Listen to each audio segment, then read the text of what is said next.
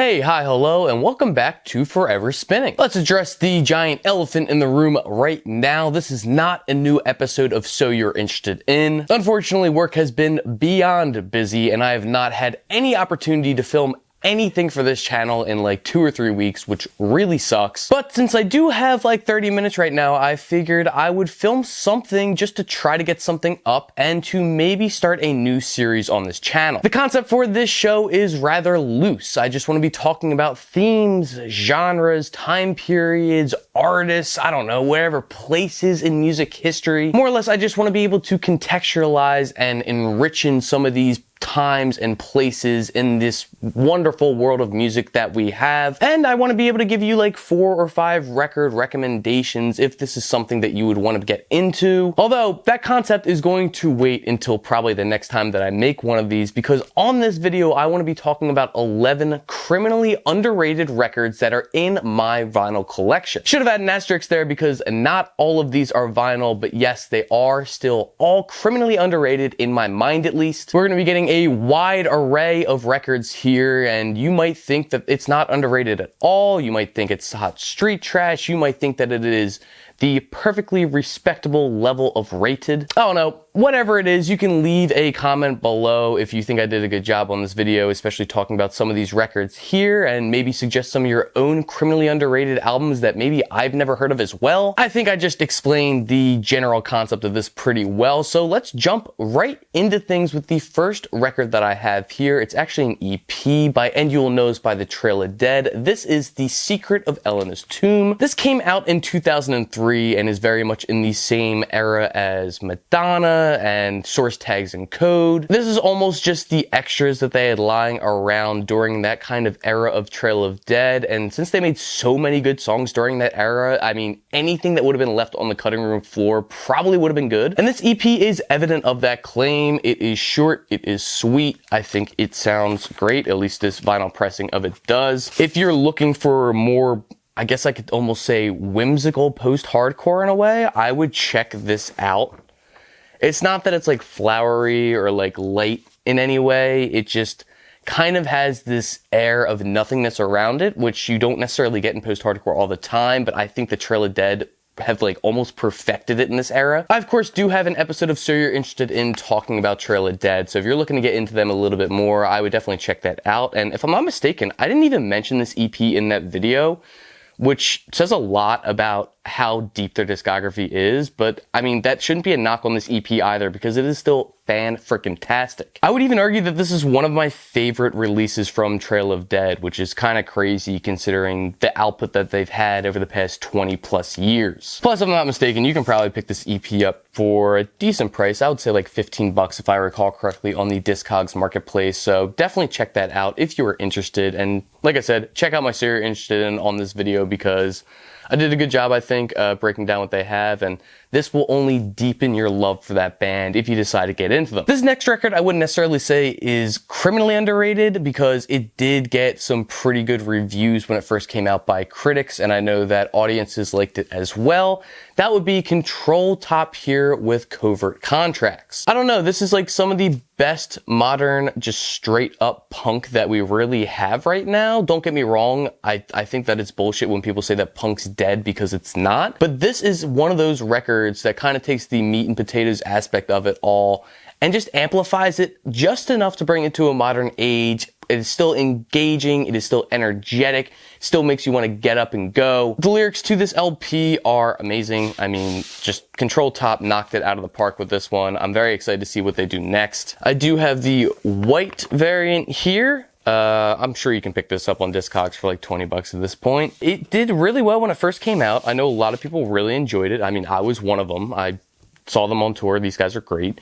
But I don't see it sticking around as much as I thought that it would. I really thought the Control Top were going to become like a staple in the modern punk scene. And I'm not saying that that is out of the wheelhouse yet. I have no idea. They could be putting out a new record soon. They might have even announced it and I missed it or something like that. But there was never that like initial wave ride off this record really, besides like some really good touring. So I don't know. I really hope that they are able to put out something new at some point if they decide to continue this project, because I really do think that they would become some mainstays in this modern punk era. So yeah, I know it is a little bit of cheating to bring this one up because, like I said, I wouldn't call it criminally underrated, but it's definitely underrated. And since I don't see it talked about enough in the year of our Lord 2023, I thought I might as well mention it just so you can go check it out if you haven't before. Next up is a record from a band that I mentioned not too long ago in a recent video of Stacks of Wax, and that would actually be Death of Lovers with their album The Acrobat. For those of you who do not know, this is members of Nothing coming together to create this synth pop dark wave project here. I absolutely adore this LP. Literally every single song is amazing. Orphans of the Smog, Ursula in B minor, The Lowly People, Divine Song, The Absolute. Yeah, thoroughly enjoy this project. I do think it's criminally underrated because of the fact that we're probably not going to see any more Death of Lovers in the future, which kind of sucks. Maybe they'll decide to come back around and start this side project up again, but it just doesn't seem likely, because if I'm not mistaken, this record came out in like 2016 or 2017. If you're looking to find like any new synth pop variants out there, like anything that is in that similar vein, that I cannot recommend checking out Death of Lovers, The Acrobat enough. Seriously, I wish they would do more projects just because I want to make a So You're Interested In on these guys, but I can't because they don't have enough material and the video would be like a minute long and not worth it. So therefore, I jump at any opportunity I get to talk about this band. So yeah, I do think it's criminally underrated. A lot of people liked it when it came out.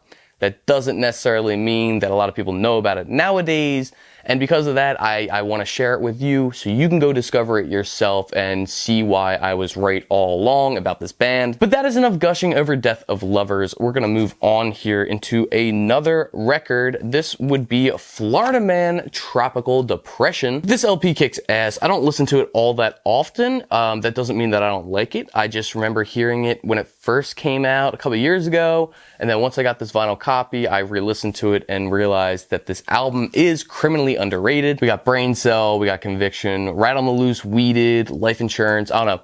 This entire project through and through is an amazing listen. This thing is pretty badass too, and I can't believe I'm actually saying that because this is a picture disc, limited to 100.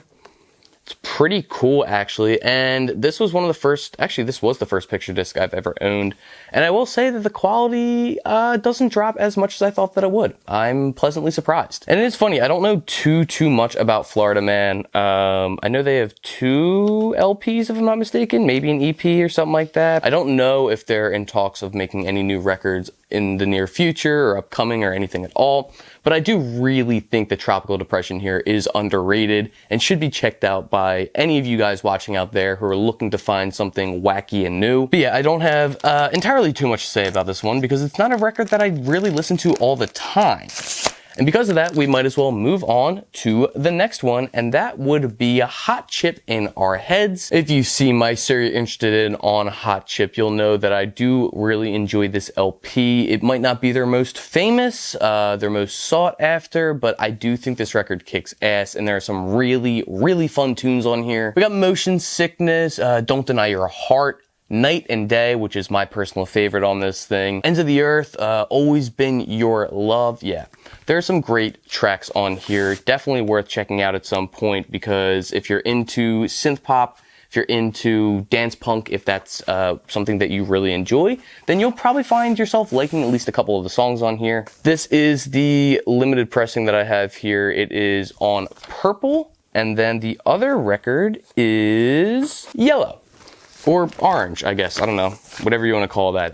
I've seen it advertised as yellow, but now that I look at it, a little more orangey than yellow. Hot Chip, obviously very big in the dance punk scene. One of the biggest, at least in my eyes, and what I see around and people talking about. But I do feel like this record gets passed over sometimes, and for that reason, I do think it is rather underrated in their discography. It's not going to blow you away, but it's definitely going to catch your ear, and you're definitely going to find at least 1 or 2 songs on here that you're going to be bopping to for the next couple of months. For myself, I heard this like 5 years ago. I still have a couple of the songs like in playlists that come on rotation fairly often. So yeah, this still does get plays from me, and I think that it will for you as well. Now here's a tricky one because it's criminally underrated because not enough people know about it. But the people who do know about it know that this record is fucking amazing, and that would be I Hate Myself 11 songs. I mean, dude, what the hell? This is like, this is so fucking good. It's like the best pop record that was never going to get any radio play at all, because it is not pop in the slightest. It is emo and punk,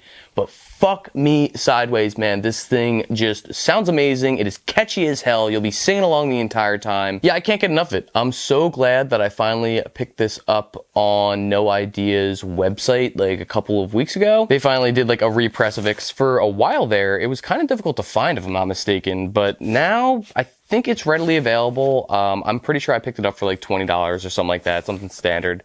And it just does come on black. This is limited to 300 copies. But yeah, you can get this record for a fair price, and I would definitely check it out, because once again, there are going to be songs on here that you're going to fall in love with. It's also short, to the point. It's a record that I spin a lot because of that fact. If I don't have a lot of time in my hands and I do want something short and sweet, I will put on I Hate Myself, which is very funny because having sweet and I hate myself in the same sentence there, you know. Here is a weirder one. This is a Pumpkin Witch, Final Strike of the Pumpkin Witch. This is mainly like dungeon synth and kind of atmospheric and stuff like that. It's not a genre that I really dabble in all that often, so I don't really have the best palette for it. But I will say, I think this record's criminally underrated. I think that Pumpkin Witch is one of the best in the game right now. Like I said though, it's not a worldview that I really have a great grasp on, but I do know that I like this a lot. I'm really glad that I picked this up a couple of years ago from Death Bomb Arc, who have been releasing all of their material. I believe this was one that they did like after the record was already out. It was more or less they gained enough traction to finally put it out on vinyl, and then DBA ended up doing it for them. But yeah, this thing's pretty sick. It's hefty. It's a great listen if you are stoned and kind of want to get scared. I hate this phrasing, and it's going to sound bad, and I apologize. I don't mean it in this way, but it's like fantastic background music. Like, I don't want to diminish the work that they have done here. Please don't get me wrong here. But it is kind of one of those records where, like, if I were to toss it on and like get some shit done, I don't know, it kind of enhances the mood. It kind of gets me in a weirder headspace. Maybe if I'm like editing and I'm trying to figure out how to do something creatively, this is a good record to have behind you. And it is actually pretty scary. It's kind of badass, in all honesty. I like what they did here. I'm excited to see what else they do in the future. I knew they just released something not too long ago. I haven't gotten a chance to listen to it yet, but maybe I'll get around to it at some point in the near future. But yeah, for now, I do think that the Final Strike of the Pumpkin Witch by Pumpkin Witch is criminally underrated. Now we're going to move into one of my favorite records of all time, an album that I think is beyond criminally underrated. Oh my God, it should be required by law to listen to this at some point in your lifetime. That'd be Spider-Bags, A Celebration of Hunger. Good fucking God, man. I love this. I love this album so much. It came to me in a dark time at the beginning of the pandemic when we were all locked in and I was doing a lot of drinking, which was not good. And a lot of this record is dealing with pain in a kind of weird and silly and fucked up way. But it's for that reason that I absolutely adore it. And it's also probably because of that reason that this has not gotten a lot of love from the public. I don't know, man. I can't get enough of this thing. Every single song on here is amazing. Just a fantastic mix of country and indie with a real punk ethos. The lyrics are awesome. You can sing along. You can sit back and just kind of have it crash over you like a light wave. I had a rough day a couple days ago, and when I got home from work, I decided just to put this on because I kind of needed to feel sad a little bit, but also it kind of acts as a pick-me-up, which is rare, and I love it. I cannot recommend this album enough. This is a repress, by the way. This is numbered out of 500. Oh yeah, numbered out of 500, and I have number 99.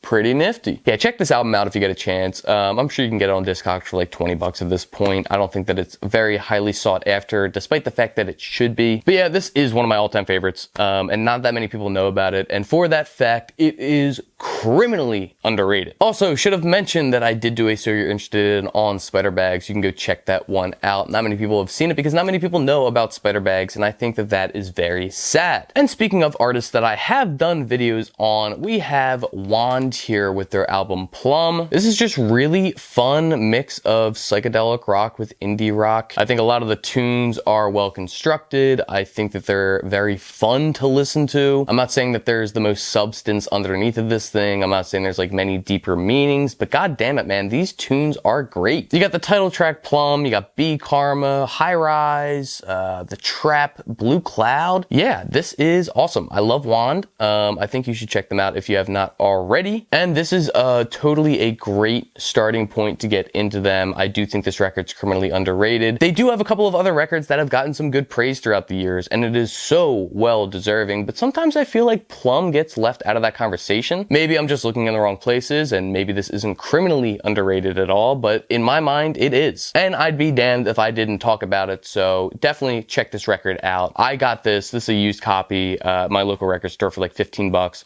I literally went back in like 2 weeks later, and there was another used copy in there. So maybe I'm wrong for thinking this is criminally underrated because it appears that everybody else is getting rid of it, and to you I say, fuck you. I'm kidding. You can like what you like. I'm not a dickhead. I'm not a tyrant, but I do think that this record here by Wand is worthy of a listen. Probably the biggest artist here in this video is going to be Vince Staples with Prima Donna. This is actually one of my favorite hip hop releases of all time. I will say that. I know it's kind of a weird one to pick, but I just fucking love everything about this. The aesthetic is perfect. The production and mixing is thorough throughout, and it kind of all culminates together in the perfect project type way. I do think that there are plenty of better songs in Vince Staples' discography, but the way that they all come together in this concept of Prima Donna is just perfect to me. And it's not criminally underrated because it is Vince Staples. People know about Vince Staples, but I feel like, especially now as we move towards him releasing more and more music, this one kind of gets left in the dust, and I think that sucks. This is a 10-inch record, I'm sure you could tell by the size, and this is numbered out of 5,000. I have number 3,091. This record is not cheap. I will put that out there. I finally pulled the trigger not too long ago and picked it up for, if I'm not mistaken, $90. So this is definitely one of the bigger purchases that I've made in terms of aftermarket things, and I'm very happy about that. I just love everything, the art style, just the general aesthetic of it all. It does come on a white vinyl here, and it sounds great. I have played it once or twice already, and it sounds fantastic. And I guess if you don't know Vince Staples, I do have a So You're Interested In on his music. It is a little bit older, so you don't have Ramona Park, Broke My Heart, and some other of his newest releases in there. Can't go wrong with Vince.